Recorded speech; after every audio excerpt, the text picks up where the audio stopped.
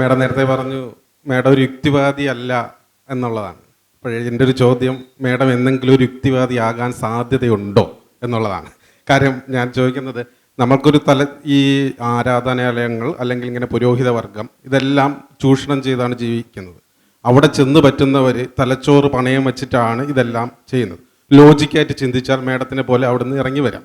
പക്ഷേ ഈ എന്തോ ഒരു ശക്തി ഇതിലൊക്കെ കൂടി ഈ ലോജിക്കൊന്ന് നോക്കിയിട്ട് ഈ സയൻസിനെ കൂടി ഒന്ന് കടത്തി ചിന്തിച്ച് ഒരു പൂർണ്ണ യുക്തിവാദിയായി മാറാൻ മേഡത്തിന് എത്ര സമയം വേണ്ടി വരും, ആകാൻ സാധ്യതയുണ്ടോ? എന്നെ ഇവിടേക്ക് വിളിച്ചുകൊണ്ടിരിക്കുന്നത് ഈ ഒരു ഉത്തരം കിട്ടാൻ വേണ്ടി മാത്രമാണ്. എല്ലാ പ്രാവശ്യവും എന്നെ വിളിക്കും. അപ്പം എന്നോട് പറയാം എന്തെങ്കിലും ഒരു യുക്തിവാദിയാവുമെന്ന്. അത് നമ്മുടെ രജനീഷ് എന്ന് പറഞ്ഞ അവനും 2ാം പ്രാവശ്യം ഇൻ്റർവ്യൂ ചെയ്യാൻ വന്നു. ഞാൻ പറഞ്ഞു, എടാ ഒരു പ്രാവശ്യം ഒരു ഇൻ്റർവ്യൂ ചെയ്തതല്ലേ. അല്ല, കുറച്ച് മാറ്റങ്ങൾ വന്നിട്ടുണ്ട് സിസ്റ്ററിൽ. ജീസസ് ദൈവമല്ല എന്ന് ഒരിക്കലും ഇന്നില്ല വന്നെങ്കിലും എൻ്റെ ശീലം കൊണ്ട് ഞാൻ ജീസസ് എന്ന് വിളിക്കും. ദൈവമല്ല നല്ല മനുഷ്യനാണെന്ന് പറഞ്ഞാലും ഞാൻ തലകറങ്ങിയൊന്നും വീഴില്ല. ആ ലെവലിലേക്ക് ഇപ്പോൾ സിസ്റ്റർ എത്തിയിട്ടുണ്ട്. അപ്പോൾ അടുത്തത് സിസ്റ്റർ ഒരു യുക്തിവാദി എന്ന് പറഞ്ഞ് കേൾക്കാനാണ് ഞാൻ വരുന്നത്. ഞാൻ പറഞ്ഞു ഇത്തവണയും നീ രക്ഷപ്പെടില്ല എന്ന് പറഞ്ഞിട്ടാണ് ഞാൻ വിട്ടത്.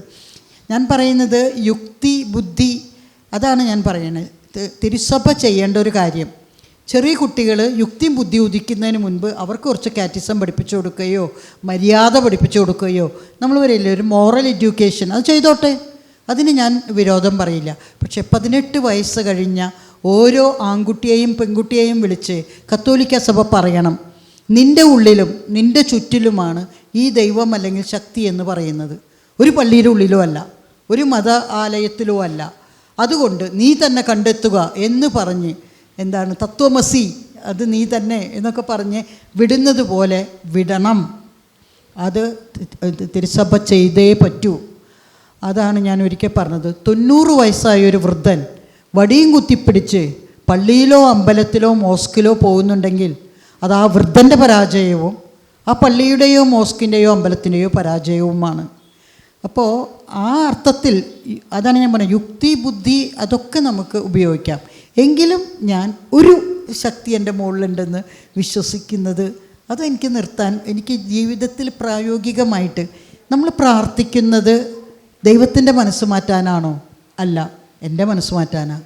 അപ്പോൾ അതൊക്കെ നിങ്ങളുടെ യുക്തിവാദത്തോടൊക്കെ വളരെ ചേർന്ന് വരുന്നുണ്ട്. കാരണം ഞാൻ കണ്ടെത്തിയതാണ്. അല്ലാതെ ഞാൻ പ്രാർത്ഥിച്ച് ദൈവത്തിൻ്റെ മനസ്സ് മാറ്റാൻ, അത് അങ്ങനെ വെച്ചാൽ അതെന്തൊരു ദൈവമാണ് അല്ലെങ്കിൽ അതെന്തൊരു വിശ്വാസമാണ്, അത് എൻ്റെ മനസ്സ് മാറ്റാനാണ്. അപ്പോൾ അത് ഞാൻ മറ്റു പലർക്കും പറഞ്ഞു കൊടുക്കാറുണ്ട്. അതിലൊക്കെ ഈ യുക്തിയും ബുദ്ധിയൊക്കെ ഉണ്ട്. പക്ഷേ ഒരു ശക്തിയുണ്ട്. അതിന് പ്രകൃതിയെന്നോ മനസാക്ഷിയെന്നോ എന്ത് പേര് വേണമെങ്കിലും ഇടാം. ഇപ്പോൾ ജീസസ് തന്നെ ദൈവമാണെന്ന് പറയുന്നതെന്നൊക്കെ ഞാൻ മാറി. എന്ന് വെച്ച് ഞാനിപ്പോഴും ജീസസ് എന്ന് പറയും, അത് ശീലിച്ചതുകൊണ്ട്. നമ്മൾ ശീലങ്ങളല്ലേ, കുറച്ച് ചെറുപ്പത്തിലേ അങ്ങനെ പഠിച്ചതുകൊണ്ട് ഞാൻ പറയുന്നു, ഒരാളും കന്യാസ്ത്രീ ആവാനും ഇതിനും പോകണ്ട. ഇനി എന്താണ് യുവതികളോട് പറയാനുള്ളത്? യുവതികളോട് പറയാൻ 3ാം പാതയുണ്ട്. യുവതികളോടും യുവാക്കളോടും ഒരു 3ാം പാതയുണ്ട്. 1ാം പാത നിങ്ങൾ കല്യാണം കഴിക്കലാണെന്ന് വിചാരിച്ചോ.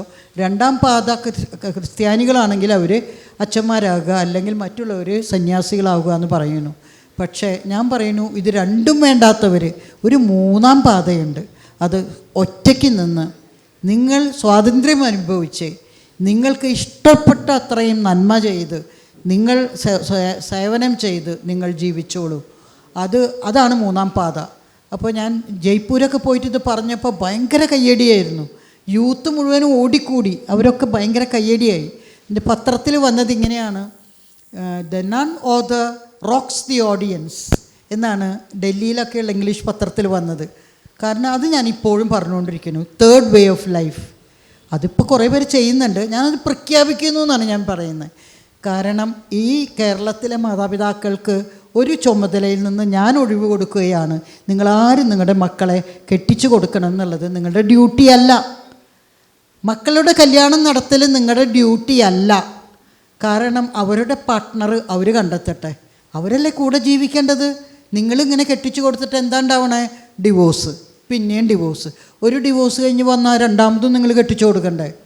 അപ്പോൾ 2ാമത്തെയും കഴിഞ്ഞ് വന്നാലോ 3ാമതും കെട്ടിച്ചു കൊടുക്കണ്ടേ? അത് നിങ്ങളുടെ ഡ്യൂട്ടി അല്ല. കല്യാണം നടത്തൽ മാതാപിതാക്കളുടെ ഡ്യൂട്ടി അല്ല. അത് അവരുടെ പാർട്ട്നേഴ്സിനെ അവർ കണ്ടെത്തണം. നിങ്ങൾക്ക് ഹെൽപ്പ് ചെയ്യാം, കുട്ടികളെ നന്നായി വളർത്താം, നല്ല വിദ്യാഭ്യാസം കൊടുക്കാം, നല്ല സംസ്കാരം കൊടുക്കാം. പറ്റുമെങ്കിൽ ഒരു ജോലി ആവാനുള്ള സാഹചര്യം ഉണ്ടാക്കി കൊടുക്കാം. പക്ഷെ പാർട്ട്ണറെ അവർ കണ്ടെത്തണം. അത് അവരുടെ ചുമതലയാണ്. അവർ കണ്ടെത്തിയേ പറ്റൂ. ഹെൽപ്പ് ചെയ്യാം നിങ്ങൾക്ക്. അവർ വന്ന് ഹെൽപ്പ് ചോദിച്ചാൽ ഹെൽപ്പ് ചെയ്യാം. നിങ്ങളുടെ ഡ്യൂട്ടിയേ അല്ല. നിങ്ങൾ ഡ്യൂട്ടിയായി എടുത്താൽ നിങ്ങൾ തോറ്റുപോകുള്ളൂ. 3, 4, 5 കല്യാണം ഡ്യൂട്ടിയിൽ പെടും. അതിലും ഭേദം മര്യാദയ്ക്ക് വിട്ടുകൊടുക്കുക. അവർ പോയി അവരുടെ പാർട്ട്ണറെ കണ്ടെത്തട്ടെ. ഇതൊക്കെ ഞാൻ എനിക്ക് പറ്റാവുന്നിടത്തൊക്കെ പറയുകയാണ്. അങ്ങനെയൊക്കെ ആവട്ടെ എന്നും ഞാൻ ആഗ്രഹിക്കുന്നു. ശ്രീമതി ലൂസി കളപ്പുരയ്ക്കൽ കാറ് വാങ്ങിയപ്പോഴും ചുരിദാർ ഇട്ടപ്പോഴും അത് സിസ്റ്റർ ജസ്മിക്ക് ഇഷ്ടക്കുറവ് തോന്നിയായിട്ടാണ് എനിക്ക് തോന്നിയത്. സിസ്റ്റർ തിരുവസ്ത്രം ഉപേക്ഷിച്ച എനിക്ക് അങ്ങനെ തോന്നാൻ പാടില്ലായിരുന്നു എന്നാണ് എൻ്റെ അഭിപ്രായം. എന്തുകൊണ്ട് അങ്ങനെ പറഞ്ഞു? ഞാൻ ശ്രീമതി എന്ന് പറയില്ല. സിസ്റ്റർ ലൂസി കളപ്പുരയ്ക്കൽ അതിനുള്ളിൽ തന്നെ സിസ്റ്ററായിട്ട് നിൽക്കുകയാണ്. അതുകൊണ്ട് ആ സിസ്റ്റർ അവിടുത്തെ നിയമങ്ങൾ അനുസരിച്ച് നിൽക്കേണ്ടതാണ്, അല്ലെങ്കിൽ പുറത്തിറങ്ങണം. ആ ഒരു അർത്ഥത്തിലാണ്. അപ്പം 3 വ്രതങ്ങൾ പാലിച്ചാണ് സിസ്റ്റർ ലൂസി ആയതും സിസ്റ്റർ ലൂസി ഇപ്പോഴും കന്യാമഠത്തിലെ ഞാൻ അംഗമാണെന്ന് പറഞ്ഞ് അവിടെ നിൽക്കുന്നതും. അപ്പോൾ സിസ്റ്റർ ലൂസിയാണ്. അതുകൊണ്ട് അവിടുത്തെ 3 വ്രതങ്ങളിൽ ഒരു വ്രതമായ അനുസരണ വ്രതത്തിന് എതിരായിട്ട് ഇത് മാറുകയാണ്. അതുകൊണ്ടാണ് എനിക്ക് പുറത്തിറങ്ങിയിട്ട് ഇത് ചെയ്തുകൊണ്ട് ഒരു വിഷമമില്ല. പുറത്തിറങ്ങിയ ഒരു സിസ്റ്ററൊക്കെ കാറിലൊക്കെ ഇഷ്ടംപോലെ അങ്ങനെ സിസ്റ്റർ വിനയ കാറിലാണ് നടക്കുന്നത്. അപ്പോൾ അതിനുള്ളിൽ ആ നിയമം പാലിക്കണ്ടേ. ഞാൻ അനുസരണവ്രതം അറ്റം വരെ പാലിച്ചിട്ടുണ്ട്. കാരണം ഉള്ളിലായിരിക്കുമ്പോൾ നമുക്ക് ചെയ്യാൻ പറ്റാവുന്ന അത്രയും നമ്മളത് ചെയ്യണം എന്നാണ് ഞാൻ വിശ്വസിക്കുന്നത്. പക്ഷേ പിന്നീട് ഞാൻ അതിനൊരു പോസിറ്റീവ് ഉത്തരം കണ്ടെത്തിയത് സിസ്റ്റർ ലൂസി അകത്ത് നിന്നാണ് ഫൈറ്റ് ചെയ്യുന്നത്. ആർക്ക് വേണ്ടിയിട്ട്?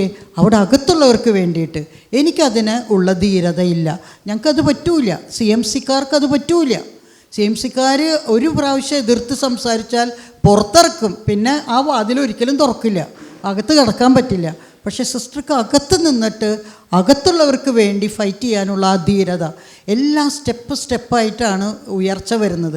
ഞാൻ ആദ്യം ഇറങ്ങിയപ്പോൾ പുറത്തിറങ്ങിയിട്ടാണ് സംസാരിക്കാൻ തുടങ്ങിയത്. അകത്ത് സംസാരിച്ചിട്ടുണ്ടെങ്കിലും ജനത്തോട് സംസാരിക്കാൻ എനിക്ക് പറ്റിയിട്ടില്ല. അടുത്തത് സിസ്റ്റർ ലൂസി കളപ്പുരയ്ക്കലാണ്. സിസ്റ്റർ അകത്ത് നിന്ന് സംസാരിച്ചു. അത് കഴിഞ്ഞതേ പിന്നെയും സിസ്റ്റേഴ്സ് വരുന്നു. സിസ്റ്റർ ലൂസി കളപ്പുരയ്ക്കലും പുസ്തകം എഴുതി. അതിനുശേഷം ഇതാ ഇപ്പോൾ സിസ്റ്റർ മരിയ റോസ എന്നേക്കാൾ മുമ്പ് മഠത്തിൽ നിന്ന് പുറത്തിറങ്ങിയതാണെന്ന് എന്നോട് പറഞ്ഞു. സിസ്റ്ററേക്കാൾ എത്രയോ വർഷം മുമ്പ് ഞാൻ പുറത്തിറങ്ങിയത്.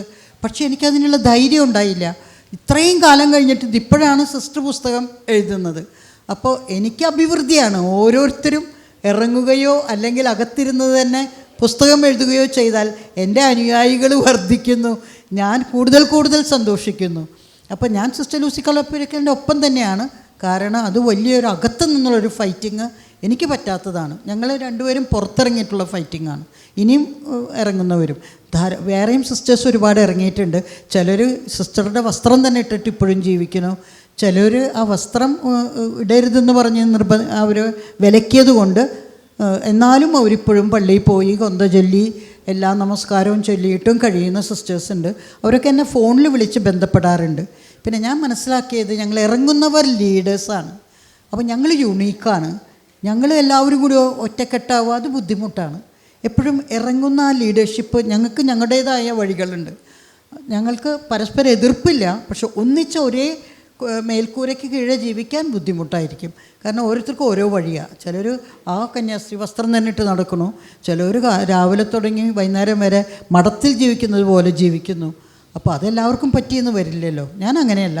ഞാൻ സ്വതന്ത്രമായി ഞാൻ പറയുകയാണ്. സെയിൻറ്റ് ബെർണാർഡ് സന്യസിക്കാൻ പോയപ്പോൾ പെങ്ങൾ ഹംബലിനോട് പറഞ്ഞു, ഈ സൺസെറ്റൊക്കെ വരയ്ക്കുന്ന കലാകാരനെ തേടിയാണ് ഞാൻ പോകുന്നത്, നേരിട്ട് കാണാൻ വേണ്ടി പോവാണെന്ന്. ഇന്ന് സെയിൻറ്റ് ബെർണാർഡ് പറയും, അകത്തുള്ളവരൊക്കെ ഒന്ന് പുറത്തേക്ക് വാ, ആ ദൈവം ഇപ്പോൾ പുറത്താന്ന്. സഭയ്ക്ക് ഈ മഠത്തിൻ്റെയും എല്ലാ 4 ചുമരുകൾക്കും പുറത്താണെന്ന്. മാർപ്പാപ്പയോട് ഞാൻ 2 കാര്യമാണ് ഇതുവരെയും എൻ്റെ ചാനലുകളിലൂടെയും അല്ലെങ്കിൽ എൻ്റെ ഇൻ്റർവ്യൂകളിലൂടെയും ആവശ്യപ്പെട്ടത്. ഒന്ന്, ആഗ്രഹമുള്ള അച്ഛന്മാരെ ഒന്ന് കല്യാണം കഴിക്കാൻ അനുവദിക്കുമെന്ന്.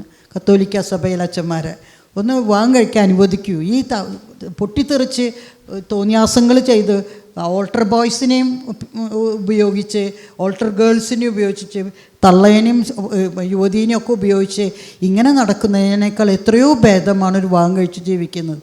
അതൊന്നും അനുവദിക്കാനാണ് ഒരു അപേക്ഷ. രണ്ടാമത്തെ അപേക്ഷ, ഒരു 3-ാം വത്തിക്കാൻ കൗൺസിൽ ഒന്ന് വിളിച്ചു കൂട്ടാൻ. 2-ാം വത്തിക്കാൻ കൗൺസിലിൽ കുറേ ലിബറലായിട്ട് മാറ്റങ്ങൾ വന്നു. ഇനി അത് അത്യാവശ്യമായി 3-ാം വത്തിക്കാൻ കൗൺസിൽ ഒന്ന് വിളിച്ചു കൂട്ടിയിട്ട് എല്ലാ പഴയ കാലഹരണപ്പെട്ട നിയമങ്ങളും ഒന്ന് പുതുക്കി എഴുതാൻ. ഇന്നിപ്പോൾ ട്രാൻസ്ജെൻഡേഴ്സ്, LGBTQ ഇത്തരം ആളുകളൊക്കെ ഉണ്ട്. അവർ മനുഷ്യരാണ്.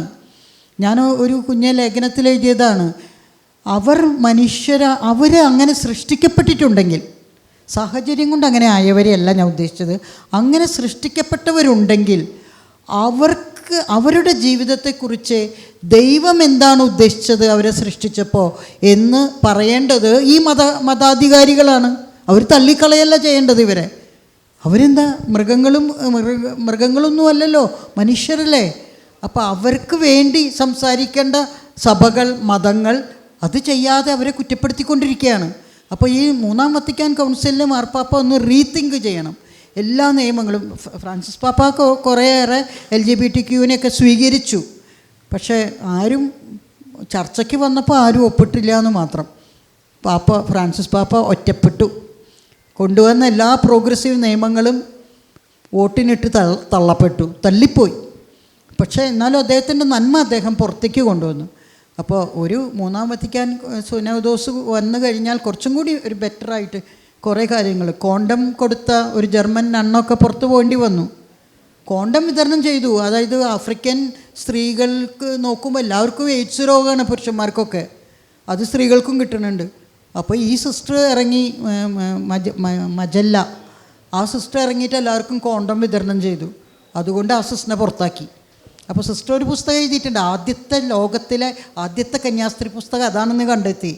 വൈ കാണ്ട് ഐ ഗോഡ് ഫോർബിഡ്, വൈ കാണ്ട് I know longer B A none എന്നാണ് ആ സിസ്റ്ററിൻ്റെ ഇംഗ്ലീഷ് ടൈറ്റിൽ. സിസ്റ്റർ ജർമ്മൻ ലാംഗ്വേജിലാണ് എഴുതിയിരിക്കുന്നത്. ആ സിസ്റ്ററുമായിട്ട് ഞാൻ സംവദിച്ചു, ഇമെയിലിലൂടെയൊക്കെ ഞങ്ങൾ സംസാരിച്ചു. അപ്പോൾ ഇതൊക്കെ നല്ല പ്രവൃത്തികളാണെന്ന് എന്ന് മനസ്സിലാക്കും, എന്നത് ആക്സെപ്റ്റ് ചെയ്യും. കോണ്ടം വിതരണം ചെയ്യേണ്ടടുത്ത് കോണ്ടം തന്നെ വിതരണം ചെയ്യണം. അല്ലാണ്ട് അത് പാടില്ല എന്ന് പറഞ്ഞ് രോഗികളെ കൂടുതൽ സൃഷ്ടിക്കല്ല. ഒരുപാട് കാര്യങ്ങൾ പ്രോഗ്രസീവായിട്ട്, മനുഷ്യത്വപരമായിട്ട്, ഡെമോക്രസി അനുസരിച്ച് ജനകീയമായി ചിന്തിക്കേണ്ടതുണ്ട്, തീരുമാനങ്ങൾ എടുക്കേണ്ടതുണ്ട്.